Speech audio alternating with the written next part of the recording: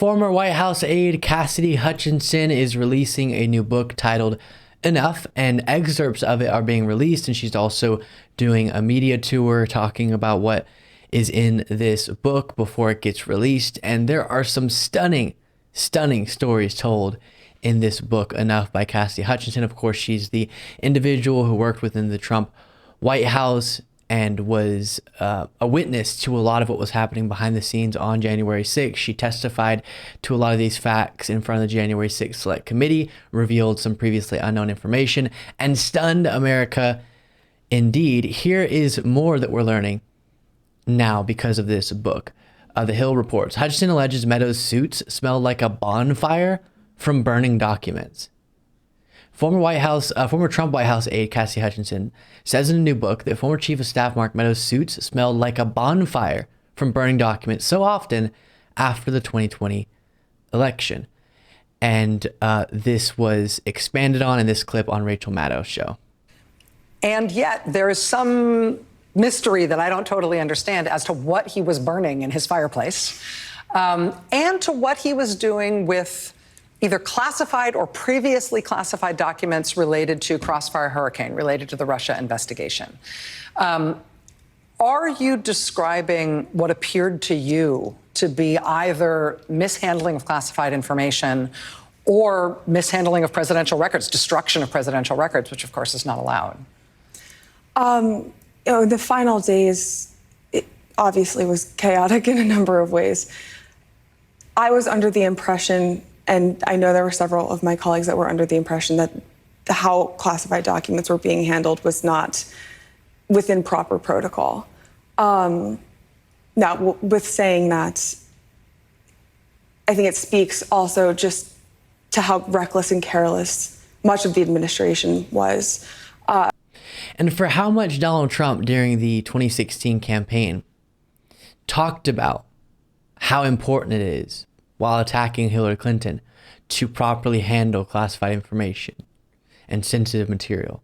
He really sprinted in the opposite direction once he actually became president, both with what he's been indicted for shortly after being president and this as well. His administration, members of his administration, destroying all these documents, burning so many documents that it's notable to Cassidy Hutchinson, the smell of Mark Meadows being like a bonfire, his suit smelling like smoke.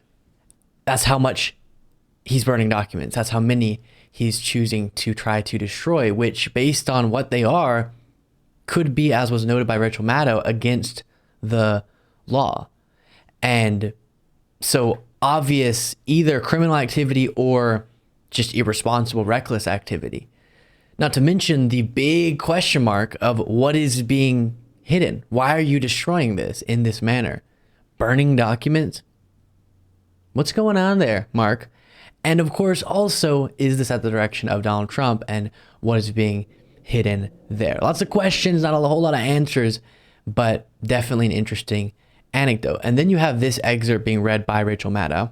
I take a few steps back. And this is about on January 6th. As Mark takes my place in the doorway, and I strain to listen to both conversations. The TV in the Oval Dining Room is blaring. The president is yelling. What's he saying? I can't make it out. I hear him say, hang, repeatedly. Hang, hang, what's that about? Mark hands his phone back to me, the cue for me to return to my desk. Back in my office, my phone notifies me of a Trump tweet.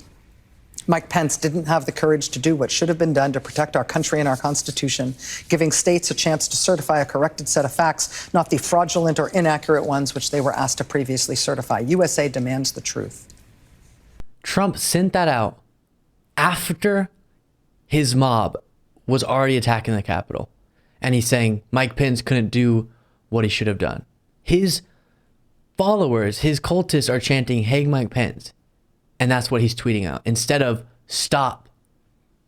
Hutchinson continues, I'm struggling to process what's happening as Mark, Pat Cipollone, Pat Philbin, and Eric Hirschman stumble back to the office.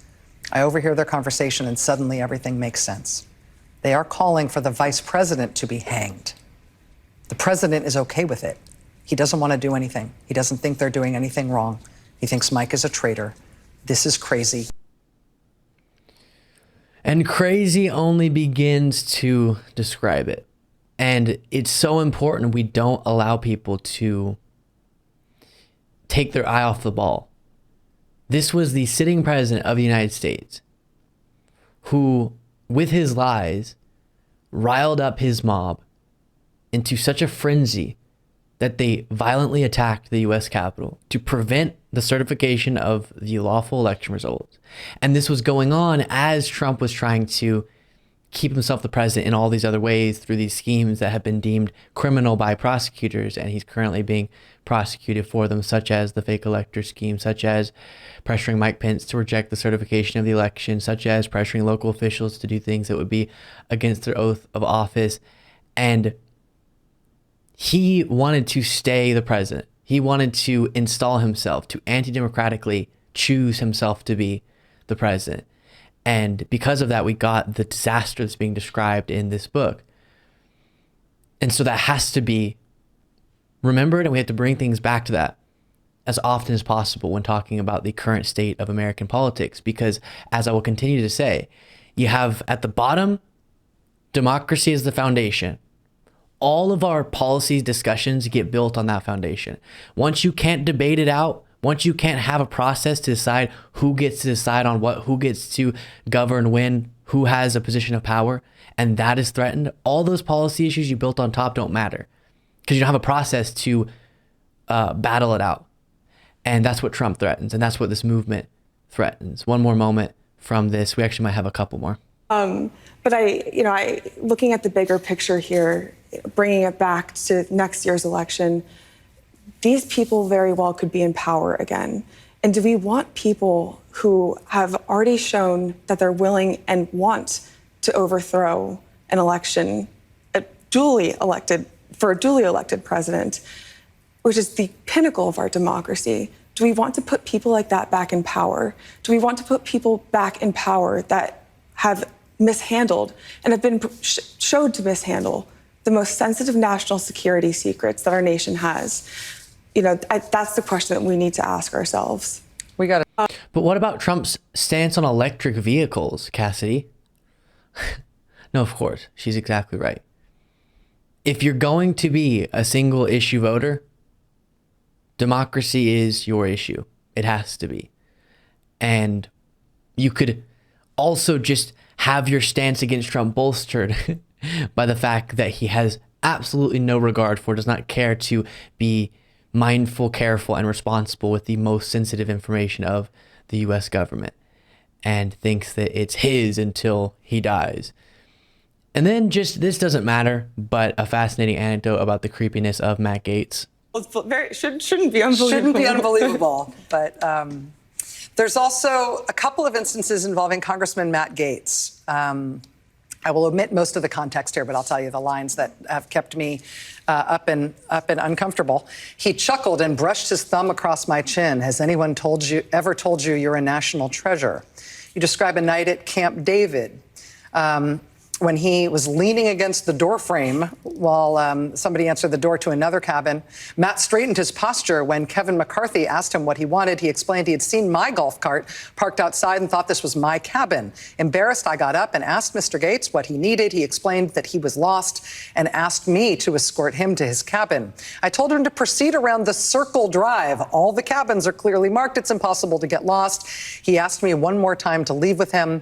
Kevin McCarthy then said, quote, "Get a life, Matt," and shut the door.